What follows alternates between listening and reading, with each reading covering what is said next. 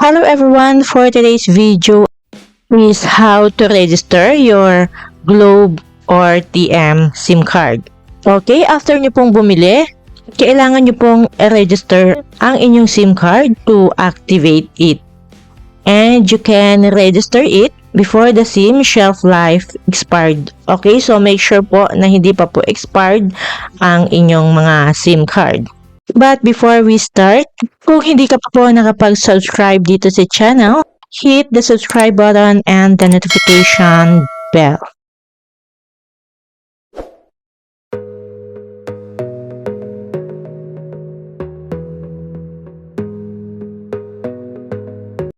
Okay, so let's start.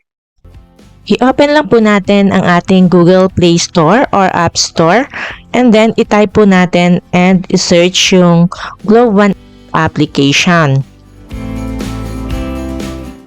Okay, then i-install po natin ito sa ating cellphone.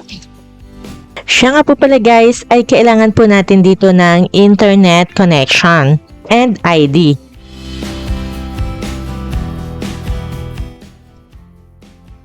Then, open this application and i-click po natin tong create an account.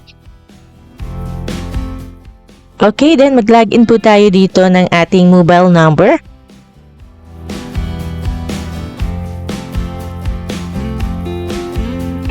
At kunin po natin ang one-time PIN sent in our mobile number and sent via SMS text message. Okay, ilagay na po natin dito yung one-time PIN.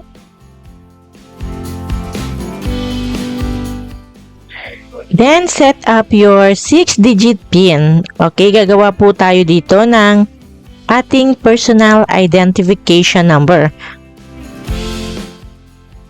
Then, i-click nyo na po itong I agree for the terms and condition. Okay, then i-enter nyo po dito yung inyong nickname and then click Let's Go.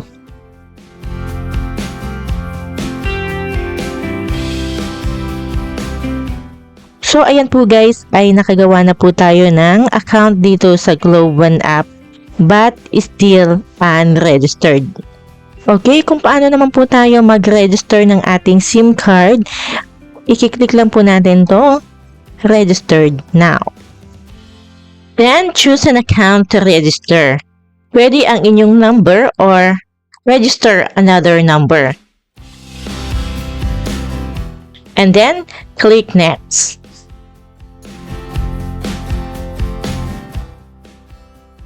And then, another one-time PIN sent in our mobile number and sent via SMS. Okay, so ilagay po natin dito yung one-time PIN.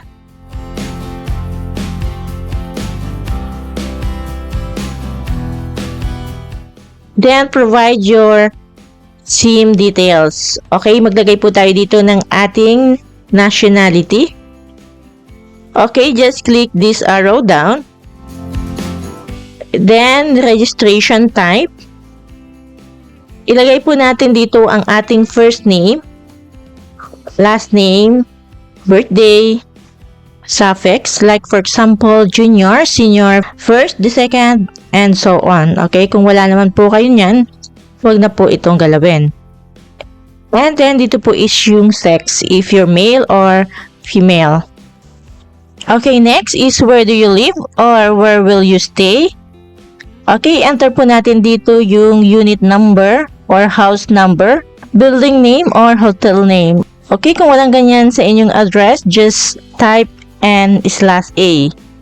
Okay, make sure po pala guys na lahat po ng may asterisk ay kailangan natin lagyan. Okay? Next is your street name, is village or subdivision, if any. Okay, kung wala naman po, just leave it blank. Then your province, your city, barangay, and zip code. Okay, yung zip code pala guys, if hindi alam, pwede po ma-search sa Google. Next is ID type. Pipili po kayo dito sa choices if ano ang available nyong ID.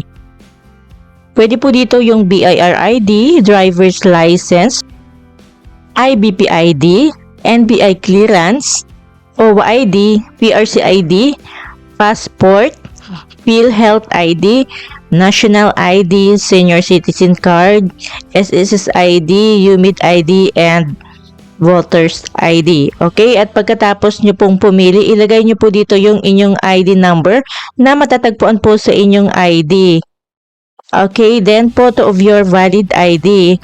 Ang maximum file size po bali dito is 5 MB. So, liitan nyo lang po yung file size ng inyong photo. If may naka-ready na po kayong photo of your ID, just click upload and piliin nyo po sa inyong photo album yung ID po na i-upload nyo. Okay, but if wala pa po kayong naka-ready na photo, just click take a photo. Then, take a selfie of yourself. Okay, kagaya po ng sinabi ko kanina, maximum file size is 5 MB and take a selfie in a well-light area. And face forward and look straight. Okay, after natin makapag-upload ng photo of our valid ID and selfie, click na natin tong next. And then, i-check lang po natin tong box na tayo po ay nasa legal age and the information is true, accurate, and complete to the best of our knowledge. Okay, then click submit. Okay, dito naman guys, if you would like to personalize the offers from Globe. Okay, so nasa inyo po yan guys kung ano po yung pipiliin nyo, if yes or no. Okay guys, registration submitted and they will validate our submission within 24 hours. Okay then, please save our reference number. Pwede naman natin to i-screenshot. Okay then, kung may iba pa po kayong number na gusto nyo po i-register, just click register another number. Or kung wala na po ay click na natin tong go to home. So, ayan po guys, ay na-registered na po natin ang ating Globe SIM card. At makikita natin dito yung registered. And wala pa pong 1 minute sa akin and naka-registered na po tayo agad. At may 1 peso po tayo na load balance. Okay, and pwede na po tayo dito mag-buy load sa number nito. And may matatanggap din po tayo na text messages about sa ating Globe SIM registration. Okay, so ganito lang po guys, mag-register ng ating Globe or TM SIM card. Okay guys, I hope na natulungan kayo nitong video. At kung natulungan po kayo, please leave like and don't forget to subscribe. I greatly appreciate it. Okay, thank you for watching.